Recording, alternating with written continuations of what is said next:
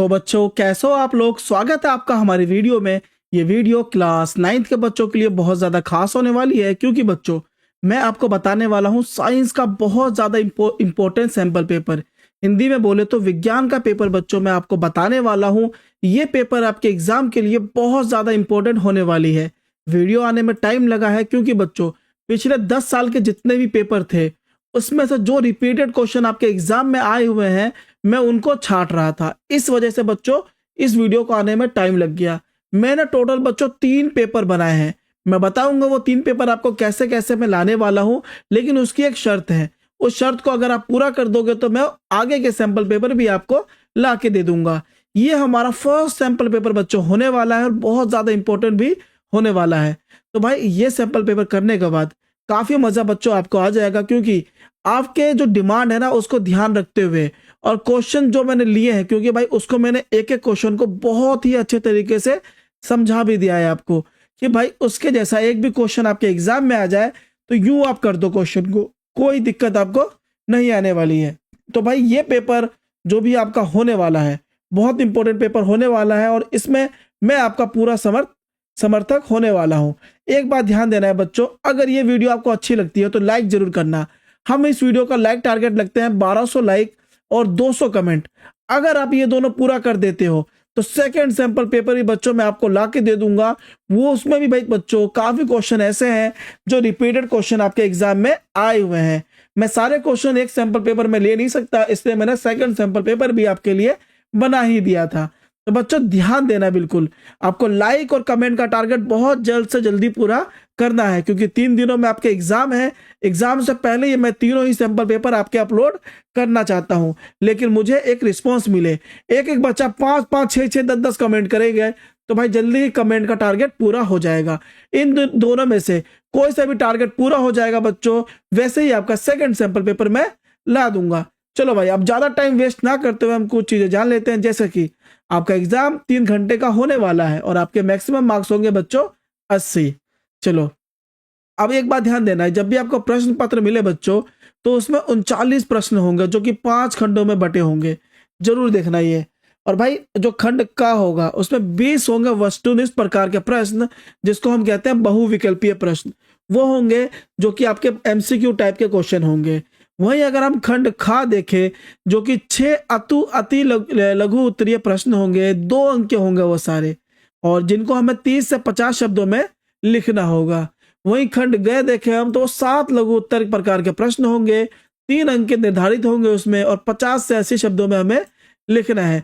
वहीं बच्चों खंड घा देखें तो 3 दीर्घ उत्तर वाले प्रश्न होंगे जिनकी भाई अंक संख्या होगी 5 और जिन्हें हमें 80 से 120 शब्दों में उत्तर लिखना होगा। अब भाई खंड डा में हमारे 3 के आधारित क्वेश्चन होंगे जो कि 4 अंक के होंगे। तो भाई इस तरीके से बच्चों हमारे क्वेश्चन है। वहीं हम अगर इंग्लिश में देखें तो सेक्शन ए में आपके 20 ऑब्जेक्टिव टाइप क्वेश्चन होंगे, सेक्शन बी में आपके 6 क्वेश्चन होंगे वेरी शॉर्ट। वहीं सेक्शन सी देखें तो 7 शॉर्ट आंसर टाइप क्वेश्चन होंगे, सेक्शन डी में लॉन्ग आंसर टाइप क्वेश्चन आपके होंगे। इस तरीके से बच्चों आपका क्या हो जाएगा, जनरल इंस्ट्रक्शन आपके हो जाएंगे। अब हम करते हैं फर्स्ट क्वेश्चन से स्टार्ट। अब बच्चों हम खंड का पे आ गए हैं जो कि आपका है सेक्शन ए एमसीक्यू या बहुविकल्पीय प्रश्न। प्रश्न फर्स्ट क्या कहता है बच्चों, ऊर्ध्वपातन से क्या तात्पर्य है। भाई ऊर्ध्वपातन क्या होता है अगर हम इंग्लिश में देखें बच्चों। और हाँ एक चीज ध्यान देना, मैं आपको हिंदी और इंग्लिश दोनों ही लैंग्वेज में ये पेपर करवाने वाला हूं। तो भाई हिंदी मीडियम वाले बच्चे भी खुश हो जाओ और इंग्लिश मीडियम वाले बच्चे भी आप खुश हो जाओ, क्योंकि दोनों ही मीडियम वाले बच्चों को मैं ये क्वेश्चन पेपर बिल्कुल ही अच्छे तरीके से करवाने वाला हूं। तो चलो भाई पहला क्वेश्चन देखते हैं कि ऊर्ध्वपातन से क्या मतलब है। अगर इंग्लिश में बोले बच्चों तो सब्लिमेशन से आपका क्या मतलब है। तो भाई पहला क्वेश्चन देखिए, गैस अवस्था में बदले बिना सीधे ठोस से तरल पदार्थ। नहीं भाई ये गलत है। तरल अवस्था में बदले बिना सीधे ठोस से गैस अवस्था में परिवर्तन, और तरल अवस्था में बदले बिना सीधा ठोस से गैस अवस्था में परिवर्तन। यानी बच्चों बी भी ऑप्शन हमारा ठीक है और डी ऑप्शन हमारा दोनों ही ठीक है, क्योंकि ये दोनों ही ऑप्शन में एक ही बात बोला गया है। तो अब बी या डी में से कुछ भी लगा सकते हो। अगर हम देखें कि ऊर्ध्वपातन क्या होता है तो लिखेंगे बच्चों कि भाई ऊर्ध्वपातन एक ऐसा प्रोसेस है जिसमें कोई सब्सटेंस या कोई भी पदार्थ डायरेक्टली सॉलिड से गैस में कन्वर्ट हो जाता है। मतलब सॉलिड मतलब ठोस से गैस में परिवर्तन हो जाता है। क्या? बिना लिक्विड फेज से गुजरे। भाई वो तरल पदार्थ होता ही नहीं है, वो सीधा क्या होता है, पहले क्या होगा, एक सॉलिड होगा और सीधा गैस बन जाएगा। एग्जाम्पल देखिए तो भाई ड्राई आइस, जो कि हमारा कार्बन डाइऑक्साइड से बना होता है, डायरेक्टली गैस में सब्लाइम होता है, यानी ऊर्ध्वपातन हो जाता है लिक्विड स्टेज के बिना। इस तरीके से बच्चों हमारा ऊर्ध्वपातन से क्या तात्पर्य है, हमने समझ लिया कि भाई सीधा क्या होता है, एक सॉलिड होगा, एक ठोस पदार्थ होगा जो कि गैस में परिवर्तन हो जाता है बिना लिक्विड हुए, बिना तरल पदार्थ हुए। देखो भाई इस तरीके से बच्चों मैं पूरा ही पेपर आपको समझाने वाला हूं। देखो किस किस तरीके से मैं समझाऊंगा, बिल्कुल आपको एक्सप्लेन कर दूंगा, बिल्कुल निचोड़ दूंगा एक एक क्वेश्चन। तो टेंशन मत लेना बच्चों, हर एक क्वेश्चन मैं आपको बहुत अच्छे से कराऊंगा। अगला देखते हैं, निम्नलिखित में से कौन सा रासायनिक परिवर्तन है।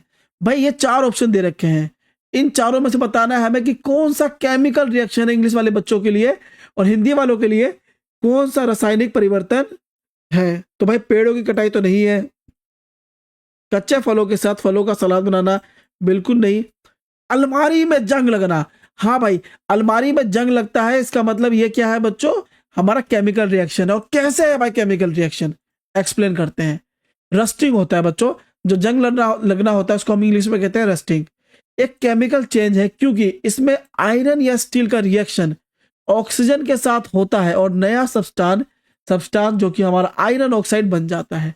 क्या बोला बच्चों कि भाई ये जो जंग लगना है ना, केमिकल रासायनिक परिवर्तन है। क्यों? क्योंकि जब आयरन या स्टील होता है वो भाई क्या करता है, ऑक्सीजन के साथ रिएक्ट करता है, और रिएक्ट करने के बाद क्या बनाता है, आयरन ऑक्साइड, जो कि हमारा क्या होता है बच्चों, ये जंग लगना। जब जंग लग जाता है तो क्या सब्सटेंस बनता है, आयरन ऑक्साइड, जिसको हम कहते हैं कि भाई जंग लग चुका है। तो भाई ये रिएक्शन हुआ है, ये रासायनिक परिवर्तन हुआ है, इसलिए भाई अलमारी में जंग लगना क्या है बच्चों, रासायनिक प्रक्रिया या परिवर्तन होता है। वही बच्चों अगर हम देखें इसका और पार्ट में कि निम्नलिखित में से कौन सा भौतिक परिवर्तन है। अब भाई हमें बताना कि इनमें से कौन सा भौतिक परिवर्तन यानी कि फिजिकल चेंज है, इंग्लिश में बोले तो फिजिकल चेंज कौन सा है इसमें से। तो भाई इसमें हम लिखेंगे बच्चों, पहला ऑप्शन क्या है, एक फ्राई पैन में मक्खन का पिघलना, साधारण नमक को पानी में घोलना नहीं भाई, कागज और लकड़ी का जलना बिल्कुल नहीं, भोजन का पाचन बिल्कुल नहीं। तो भाई क्या होगा बच्चों, एक फ्राई पैन में मक्खन का पिघलना हमारा क्या होगा, भौतिक परिवर्तन, कि भाई उसने अपना परिवर्तन किसमें कर दिया, एक सॉलिड में था वो पानी बन गया, तरल पदार्थ में बन गया। तो लिखेंगे बटर का मेल्ट होना एक फिजिकल चेंज है, क्योंकि ये सिर्फ सॉलिड से लिक्विड में चेंज होता है बिना केमिकल कंपोजिशन को बदले।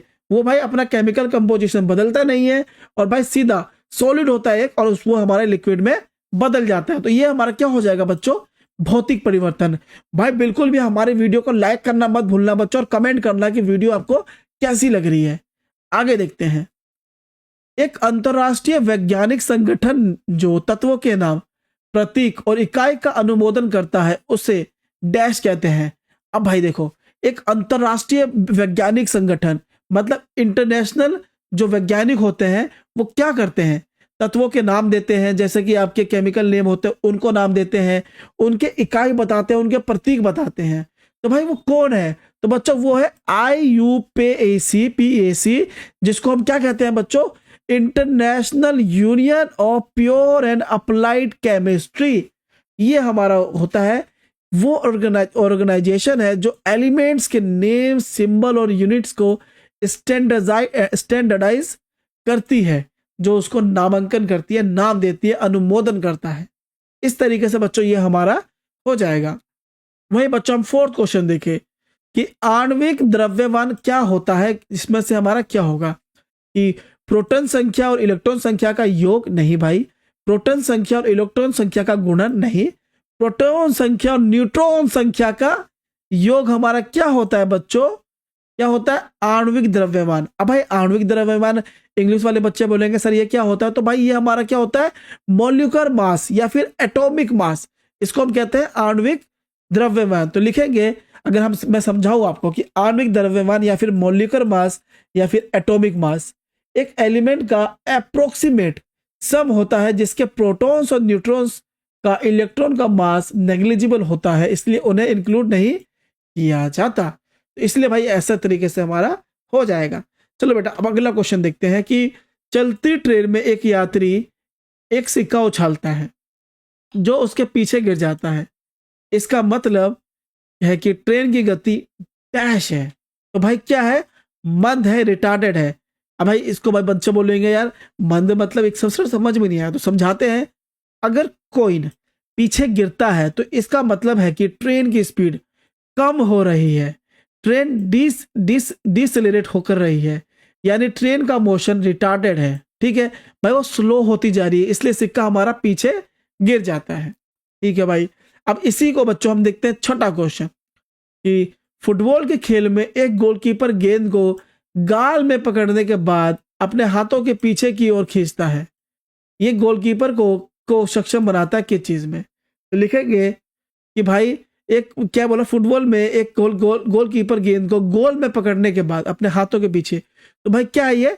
गति के परिवर्तन की दर को कम करने के लिए वो ऐसा करता है कि भाई पहले पकड़ता है और पीछे की तरफ खींचता है, कि जो गति है उसका परिवर्तन की दर को वो कम कर देता है। अगर इसको हम एक्सप्लेन करें कि जब गोलकीपर अपने हाथ पीछे की तरफ खींचता है तो बॉल का मोमेंटम को जीरो होने में ज्यादा टाइम लगता है, इससे फोर्स कम लगता है क्योंकि फोर्स इक्वल में rate of change of momentum होता है, और गोलकीपर को चोटे से बचने में मदद मिल जाती है। इसलिए भाई वो बॉल को पकड़ते हुए पीछे की तरफ हाथ करता है कि भाई ज्यादा उसको फोर्स ना लगे और भाई वो रुक जाए। चलो भाई, यहां से हमारा 6 क्वेश्चन बच्चों हिंदी में मैंने आपको बता दिया। इन्हीं 6 क्वेश्चन को भाई इंग्लिश में देखो तो कुछ इस प्रकार होगा, लेकिन इंग्लिश वाले बच्चे भी इसको समझ चुके होंगे। What is sublimation? कि भाई जब सॉलिड को डायरेक्टली गैस में हम कन्वर्ट कर देते हैं बिना भाई किसी भी पानी को मिलाए, तो उसको हम क्या कहते हैं बच्चों? बताओ। बिल्कुल, सब्लिमेशन। भाई ये हमारा जो ऑप्शन डी होगा कि क्या है? Change of state directly from solid to gas without changing into liquid state. ये बच्चों ये आफ्टर बोला हुआ है, यहाँ पे विदाउट हो जाएगा, इसलिए हमारा बी ऑप्शन बिल्कुल गलत हो जाएगा। अगला, which of the following is a chemical change? भाई इनमें से क्या केमिकल चेंज है? तो बच्चों रस्टिंग ऑफ अल्मीरा, जैसा कि मैंने बताया कि जो आयरन या फिर स्टील होता है वो भाई ऑक्सीजन से रिएक्ट करके आयरन ऑक्साइड बना देता है, जो कि हमारा एक केमिकल रिएक्शन है या केमिकल चेंज है।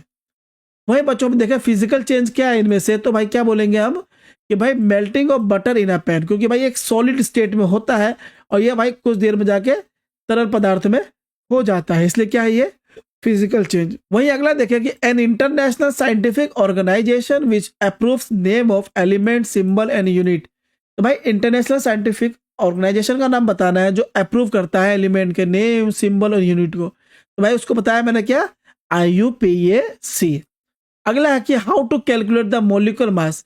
मोलिकुलर मास या एटॉमिक मास को हम कैसे कैलकुलेट करते हैं? तो भाई sum of proton number and neutron number. ठीक है भाई, अगला, a passenger in a moving train tosses a coin that falls behind him. भाई वो जब टॉस उछालता है तो उसके पीछे गिर जाता है, तो क्या दिखाता है भाई? रिटार्डेड है हमारा मोशन। अगला, a goalkeeper in a football game pulls his hand backwards after holding the ball shot at the goal. This enables the goalkeeper to decrease the rate of change of momentum. यहां से बच्चों हमारा 6 के 6 question complete हो जाते हैं। अब आते हैं अपने नेक्स्ट क्वेश्चन पे। यहां बच्चों हमने 7 की जगह 8 लिख दिया है, तो टेंशन लेने की जरूरत नहीं है, मैं आपको 2 क्वेश्चन और एक्स्ट्रा करवा दूंगा।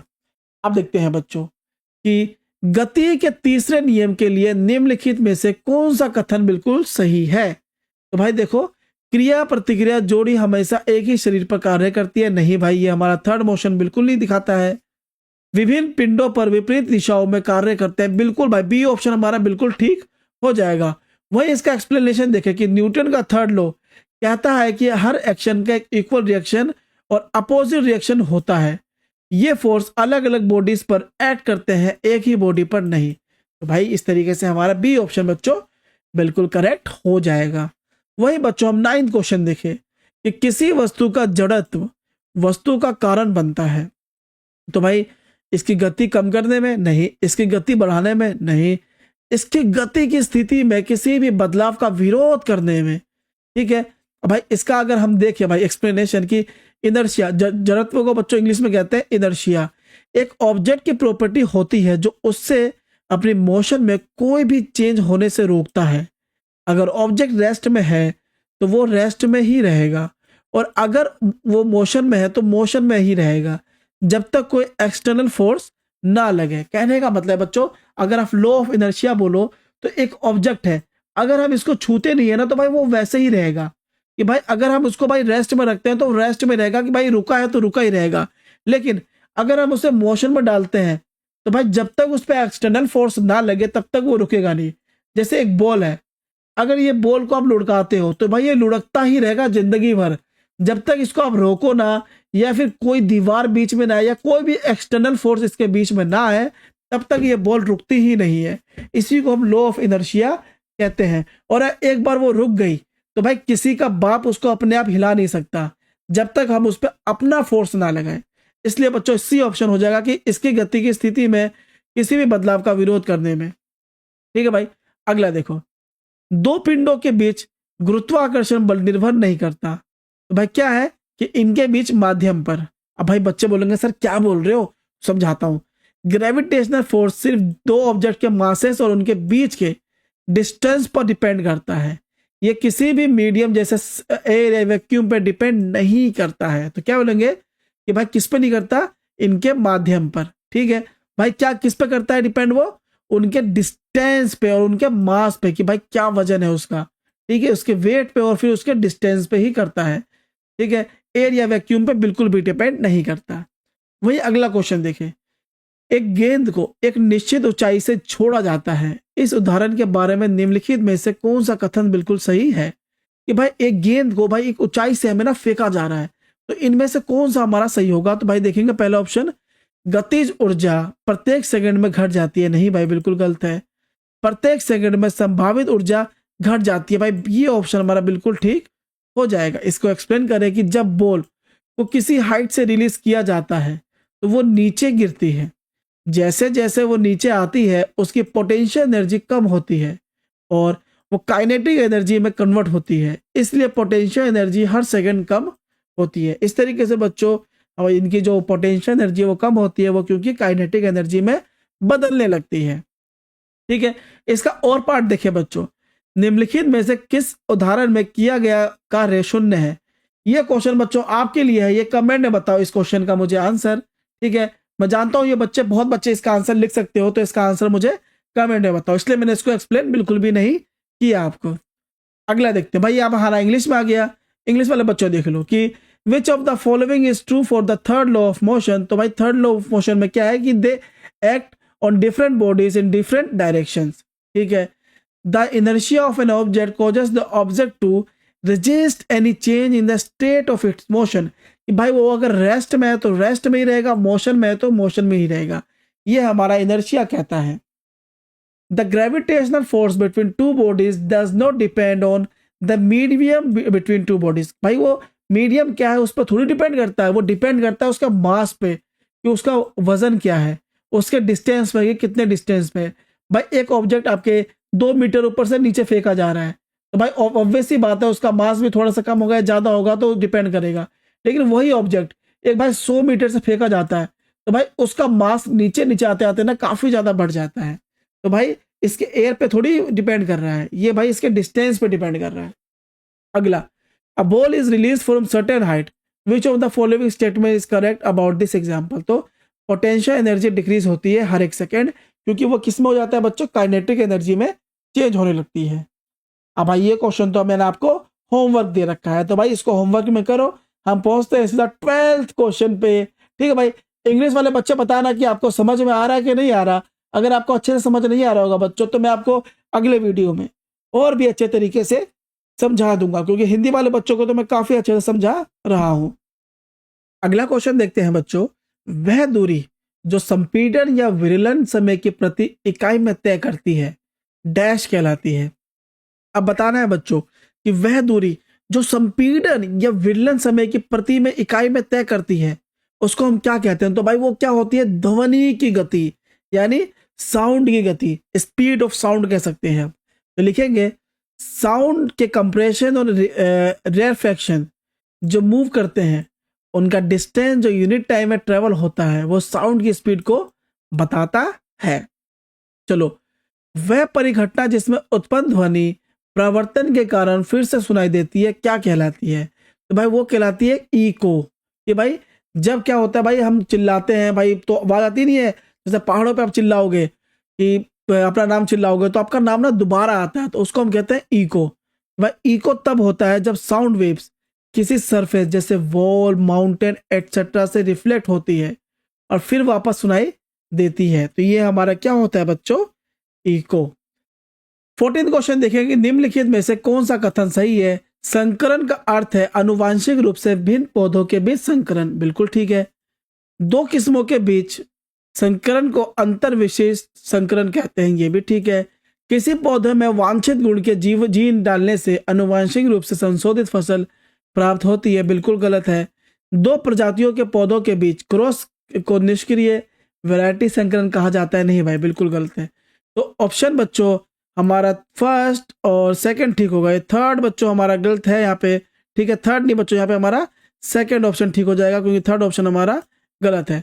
तो ऑप्शन सी बच्चों हमारा बिल्कुल ठीक हो जाएगा। अगले आते हैं, अगले पे आते हैं 15वें पे। वाष्पीकरण की दर किसके साथ नहीं बढ़ती, तो भाई किसके साथ नहीं बढ़ती, आर्द्रता में वृद्धि के साथ बिल्कुल भी नहीं बढ़ती। एक्सप्लेन करते हैं, जब ह्यूमिडिटी ज्यादा यानी वाष्पीकरण ज्यादा होती है तो एयर ऑलरेडी वाटर वेपर से भारी होती है, इसलिए और पानी को एवापोरेट होने में मुश्किल होती है और एवापोरेशन का रेट स्लो हो जाता है, तो इसलिए आर्द्रता में क्या हो जाती है बच्चों, वृद्धि हो जाती है। जब दिए गए तापमान पर विलयन में और अधिक विलय नहीं घोला जा सकता तो उसे डैश कहा जाता है। चलो भाई इसका आंसर शांति से कमेंट कर दो, बहुत इजी है, इसको मैंने समझाया नहीं आपको, इसका आंसर आप कमेंट कर दो। अब भाई ये आपके दो क्वेश्चन बोनस है, एक आपका होमवर्क, एक आपको मैं बता दूंगा। यदि एल कक्षा को 8 इलेक्ट्रॉनों द्वारा समायोजित किया जाता है तो तत्व की संयोजकता डैश होगी।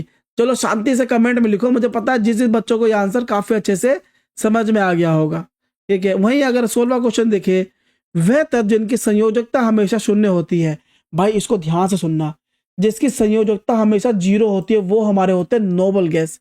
नोबल गैस कौन कौन से होते हैं बच्चों, लाइक हीलियम, नियोन, आर्गन। ये हमारे आपको ध्यान देना है 9th क्लास के हिसाब से कि जो हीलियम, नियोन, आर्गन आपके ये आपके नोबल गैस है जिसकी भाई संयोजकता हमेशा ही शून्य होती है। Already have full outer electron shell, because of this they don't need to lose और gain electron, so their valency is always 0। क्योंकि भाई ये इलेक्ट्रॉन जो होते हैं ना अपने ये ना इलेक्ट्रॉन को लेते हैं ना इलेक्ट्रॉन को देते हैं, इसलिए बच्चों ये क्या होते हैं, एक तरीके से नोबल गैस होते हैं। चलो भाई अब हम आते हैं बच्चों इसके 12वें क्वेश्चन यानी इंग्लिश पे, कि द डिस्टेंस विच कंप्रेशन और reflection travels per unit of time is speed of sound. The phenomenon where the sound produce is heard again due to reflection is called in echo, कि भाई अपनी ही आवाज दोबारा ही वापस आती है उसको हम कहते हैं eco. Which of the following statement are correct, तो भाई पहला और सेकंड ऑप्शन हमारा करेक्ट हो जाएगा, तो सी वाला हमारा बच्चों बिल्कुल ही करेक्ट हो जाएगा। Rate of evaporation does not increase with increase in humidity, क्यों भाई, क्योंकि जो हमारा एयर होता है वो पहले से पानी से भारी हो चुका होता है। When no more solute can be dissolved in solution at given temperature is called solubility, ठीक है भाई ये हमारा हो जाएगा। वही अगर बोनस क्वेश्चन में जाए, if the L shell accommodate by 8 electrons then valency of electron is element is, homework है आपका, इसका आंसर मुझे बताना है कमेंट में। Those elements whose valency is always 0 is called noble gas, helium, argon, और एक कमेंट करके बताओ क्या क्या नाम था। अब आता है बच्चा आपका कारण वाला और अभिकथन वाले क्वेश्चन, ठीक है। तो पहला क्वेश्चन देखते हैं, बहुत इंपॉर्टेंट है बच्चों देखना, कि कोशिका झिल्ली को वर्णनात्मक प्रागम्य झिल्ली कहा जाता है, बिल्कुल ठीक है। कोशिका झिल्ली केवल उपयोगी सामग्री के प्रवेश की तथा अपशिष्ट सामग्री के बाहर निकलने की ही अनुमति देता है, तो भाई ये दोनों ही सही है। कि भाई जो सेल मेम्ब्रेन सिलेक्टिवली परमेबल होती है, जो भाई कोशिका झिल्ली है इसको हम कहते हैं सेल मेम्ब्रेन, कि भाई वो क्या होती है, सेलेक्टिवली परमेबल होती है, मतलब सिर्फ कुछ सब्सटेंसों को अंदर जाने देती है और कुछ को रोक देती है। यही रीजन आर में बताया गया है, इसलिए दोनों स्टेटमेंट सच है और आर सही एक्सप्लेनेशन देता है। वहीं बच्चों अगला देखें, शीर्ष विभ ज्योतक तनों और जड़ों के बढ़ते सिरों पर मौजूद होता है। शीर्ष विभ ज्योतक सदैव पौधों के ऊपरी भाग में स्थित होता है, तो भाई ये हमारा ऑप्शन तो ठीक है, लेकिन जो रीजन आर है हमारा बिल्कुल गलत है, तो हमारा ऑप्शन सी बिल्कुल ठीक हो जाएगा, कि एपिकल मेरिस्टेम ग्रोइंग टिप्स पे होता है, चाहे वो स्टेम के ऊपर का हिस्सा हो या रूट्स के नीचे का हिस्सा हो। तो रीजन आर गलत है, क्योंकि एपिकल मेरिस्टेम हर वक्त ऊपर साइड पर नहीं होता, पर असर्शन ए हमारा सच है। वहीं एक गतिमान पिंड की गति एक निश्चित दिशा में उसका वेग होती है। किसी गतिमान पिंड का वेग एक निश्चित दिशा में उसकी गति होती है। भाई तो दोनों ही सही है, लेकिन यार ये जो आर है ना, वो सही एक्सप्लेनेशन बिल्कुल भी नहीं करता कि स्पीड एक स्केलर क्वांटिटी होती है, सिर्फ कितना फास्ट चल रहा है, जबकि वेलोसिटी एक वेक्टर क्वांटिटी होती है, मतलब स्पीड के साथ डायरेक्शन भी होता है। दोनों स्टेटमेंट सच है, लेकिन आर रीजन असर्शन ए को सही तरीके से एक्सप्लेन नहीं करता, क्योंकि स्पीड और वेलोसिटी अलग चीज है। दोनों ही भाई अलग चीज है और दोनों ही सही बोला गया, तो ऑप्शन बी हमारा ठीक हो जाएगा। अगला है बच्चों, न्यूटन की गति के प्रथम नियम को जड़त्व के नियम के रूप में भी जाना जाता है। बिल्कुल ठीक है। जड़त्व किसी वस्तु का एक वह गुण है जिसके कारण वह अपनी स्थिति में किसी भी परिवर्तन का विरोध करता है, कि भाई अगर वो रेस्ट पे है तो रेस्ट पे रहेगा, मोशन पे है तो मोशन पे रहेगा। ठीक है भाई, ये भी हमारा ए ऑप्शन हो जाएगा कि भाई दोनों ही सही है और दोनों भाई सही व्याख्या भी करता है। तो लिखेंगे न्यूटन का फर्स्ट लॉ ऑफ इनर्शिया कहता है कि ऑब्जेक्ट अपने करंट स्टेट या रेस्ट या मोशन में तब तक रहेगा जब तक उस पर एक्सटर्नल फोर्स नहीं लगती। यही इनर्शिया है जो ऑब्जेक्ट को अपने मोशन में कोई चेंज होने से रोकता है। तो दोनों असर्शन और रीजन सच है और रीजन आर असर्शन को सही तरीके से एक्सप्लेन करता है। ठीक है भाई, हमारा 17 का बच्चों ए हो जाएगा, 18वें का सी हो जाएगा, 19वें का बी हो जाएगा और 20वें का ए हो जाएगा। ये आपको मैंने समझा दिया है बच्चों अच्छे से। अब आते हैं अपने हम खंड खा पे। ठीक है, पहले मैं आपको हिंदी में बताता हूँ, फिर इसके बाद आपको मैं इंग्लिश में भी बता दूंगा। तो भाई फर्स्ट क्वेश्चन देखते हैं बच्चों। एक गेंद 49 मिनट पर सेकंड के वेग से ऊर्ध्वाधर ऊपर ऊपर की ओर फेंकी जाती है। गणना कीजिए अधिकतम ऊंचाई जिस पर यह पहुंचता है, पृथ्वी की सतह पर लौटने में लगने वाला कुल समय। तो भाई ये बताना है। तो भाई हम लिखेंगे कि अधिकतम ऊंचाई जिस पर यह पहुंचता है, गति को शून्य होने पर अधिकतम ऊंचाई पर पहुंचा जा सकता है। तो गति हमारा क्या होगा, u माइनस जी इंटू टी, जहाँ u हमारा क्या है बच्चों 49 मीटर पर सेकेंड और g हमारा क्या है 9.8 मीटर पर सेकेंड स्क्वायर। ये हमें पता होता है कि भाई ग्रेविटेशन हमारा या ग्रेविटेशनल फोर्स क्या होता है। तो ग्रेविटेशनल फोर्स हमारा हमेशा ही ये होता है और v हमारा क्या है बच्चों 0 हो जाएगा। ठीक है भाई, अब देखो समय हमारा जो टाइम है वो क्या होगा बच्चों, अगर हम यहाँ से डालें हम टाइम को अगर करें मल्टीप्लाई, तो ये हो जाएगा हमारा इस फॉर्मूले में आ जाएगा कि u बटे में g। तो लिखेंगे 49 अपॉन 9.8, तो हमारा 5 सेकेंड हमारा टाइम आ जाएगा। ठीक है भाई, अब अधिकतम ऊंचाई यानी अधिकतम ऊंचाई निकालने के लिए हम क्या करेंगे, u गुणा t माइनस में 1/2 जो कि हमारा आया था, उसको हम इस तरीके से करेंगे बच्चों, तो हमारा क्या आ जाएगा 122.5 मीटर हमारा आंसर आ जाएगा। ठीक है बच्चों, इसको अगर आप इंग्लिश में समझो तो कुछ इस तरीके से होगा। तो बच्चों अगर इंग्लिश में आप समझोगे तो ये कुछ इस तरीके से हो जाएगा कि इनिशियल वेलोसिटी आपका ये है, final speed at v at maximum height is 0। इस तरीके से बच्चों हमारा हो जाएगा। उस तरीके से बच्चों the third equation of motion इस तरीके से हम निकालेंगे तो हमारा क्या हो जाएगा बच्चों 122.5 मीटर आ जाएगा। वहीं बच्चों अगर हम सेकंड क्वेश्चन देखें अपना कि पृथ्वी की सतह पर लौटने में लगने वाला कुल समय, तो क्या हो जाएगा, समय क्या है हमारा 2 गुना में टाइम 2 इंटू 5 जो कि हमारा 5 सेकंड निकला था, तो 10 सेकंड लगेगा हमारे पृथ्वी पे आने में कुल समय। ठीक है भाई, अब अगला क्वेश्चन देखते हैं। लिखित प्रश्नों का जवाब दीजिए। एक स्वतंत्र रूप से गिरने वाली वस्तु का त्वरण क्या है। कि भाई एक स्वतंत्र मतलब एक फ्री वस्तु है, कोई सा भी ऑब्जेक्ट है फ्री है, उसको जब नीचे गिरेगा तो उसका त्वरण क्या होगा। तो लिखेंगे एक स्वतंत्र रूप से गिरने वाली वस्तु का त्वरण 9.8 मीटर पर स्क्वायर होता है। इसे गुरुत्वाकर्षणीय त्वरण कहा जाता है। ठीक है भाई, पृथ्वी और किसी वस्तु के बीच लगने वाले बल को हम क्या कहते हैं। तो भाई यहाँ पे लगने वाले गुरुत्वाकर्षण बल को हम क्या कहते हैं, ये क्वेश्चन होता हमारा। तो लिखेंगे पृथ्वी और किसी वस्तु के बीच गुरुत्वाकर्षण बल को भार कहते हैं। क्या कहते हैं बच्चों, पृथ्वी और हमारे जो चंद्रमा है उस पे जो लगने वाला पृथ्वी और किसी वस्तु पे लगने वाले बल को हम क्या कहते हैं बच्चों, भार कहते हैं। इस बात को हमें ध्यान देना है। भार गुरुत्वाकर्षण के कारण त्वरण और वस्तु के द्रव्यमान के गुणनफल के बराबर भी होता है। वहीं बच्चों अगर हम 23वां क्वेश्चन देखें, निम्नलिखित प्रश्नों के उत्तर दीजिए। एक स्वतंत्र रूप से गिरने वाली वस्तु अंततः जमीन पर पहुंचने पर रुक जाती है, इसकी गतिज ऊर्जा का क्या होता है। मतलब एक स्वतंत्र रूप से किसी वस्तु को हमने गिराया जमीन पे तो वो रुक जाती है, तो भाई उसकी जो गतिज ऊर्जा है वो क्या होता है? तो लिखेंगे जब वस्तु जमीन पर पहुंचती है तो उसकी गतिज ऊर्जा शून्य हो जाती है, क्योंकि वह रुक जाती है। अब भाई कोई भी ऑब्जेक्ट अगर रुक जाता है तो भाई वो शून्य हो जाती है, तो ये भाई गतिज ऊर्जा हमारा हो जाएगा। प्रत्येक 500 वोल्ट शक्ति के 4 उपकरण द्वारा 10 घंटे में खपत हुई ऊर्जा का किलोवाट में ज्ञात कीजिए। तो लिखेंगे ऊर्जा गुणे में शक्ति गुणे में समय। तो भाई ऊर्जा हमारा कितना है बच्चों? 500 वोल्ट हमारा दे रखा है यहाँ पे। कितने उपकरण है हमारे? 4 उपकरण है, और कितनी देर तक हमारा करना है? 10 घंटे तक। ठीक है, तो बच्चों इसको इसके बटे में हम 1000 लिख देंगे, क्योंकि हमें किलोवाट आवर में निकालना है। तो भाई 500 गुणे में 4 गुणे में 10 बटे में 1000, तो हमारा 20 किलोवाट आपका आंसर बिल्कुल करेक्ट हो जाता है। ठीक है बच्चों, इस तरीके से बच्चों ये क्वेश्चन भी हमारा हो जाएगा। अब आते हैं हम 24वें क्वेश्चन पे। 24वां क्वेश्चन क्या कहता है कि गीता का कहना है कि किसी वस्तु में त्वरण शून्य हो सकता है भले ही उस पर कई बल का कार्य कर रहे हो। क्या आप उससे सहमत है? भाई गीता कहती है कि भाई किसी भी वस्तु का त्वरण 0 हो जाएगा, भाई चाहे कितना भी हम उस पर बल डाल दें, कोई भी कार्य उसको करवा दे। तो भाई हम इससे सहमत है, और अगर सहमत है तो क्यों?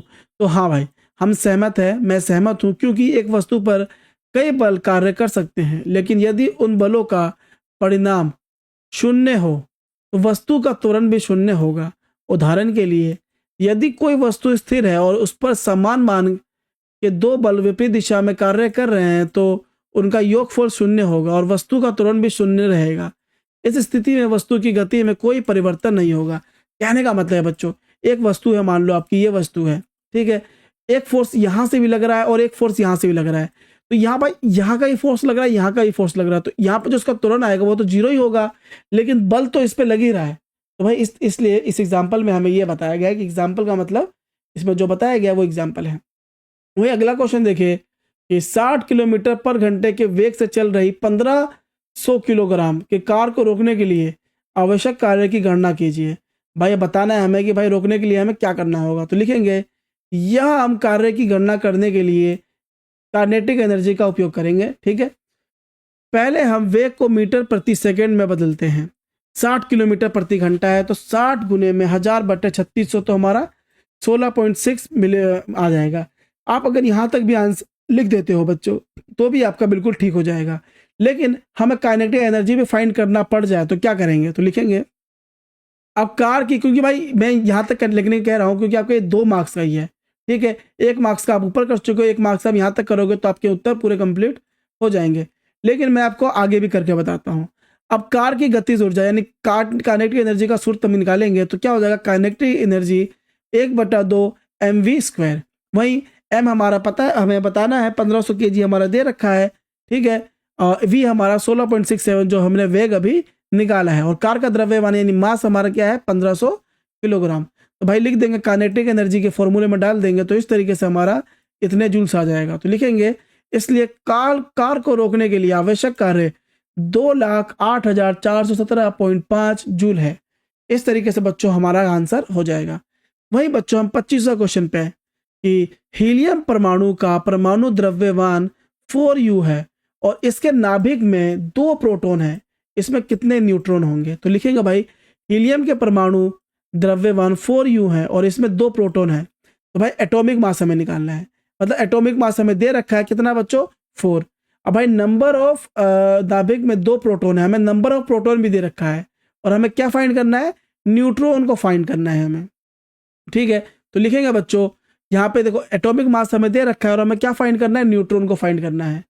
ठीक है, यहाँ बच्चों मैंने ना इलेक्ट्रॉन लिख दिया, यहाँ पे आप न्यूट्रॉन डाल देना, तो भाई न्यूट्रॉन की संख्या यहाँ आ जाएगी, मतलब न्यूट्रॉन हमारा यहाँ आ जाएगा और ये हमारा नंबर ऑफ प्रोटॉन्स यहाँ चले जाएगा, तो 4 - 2 हमारा 2 आ जाएगा।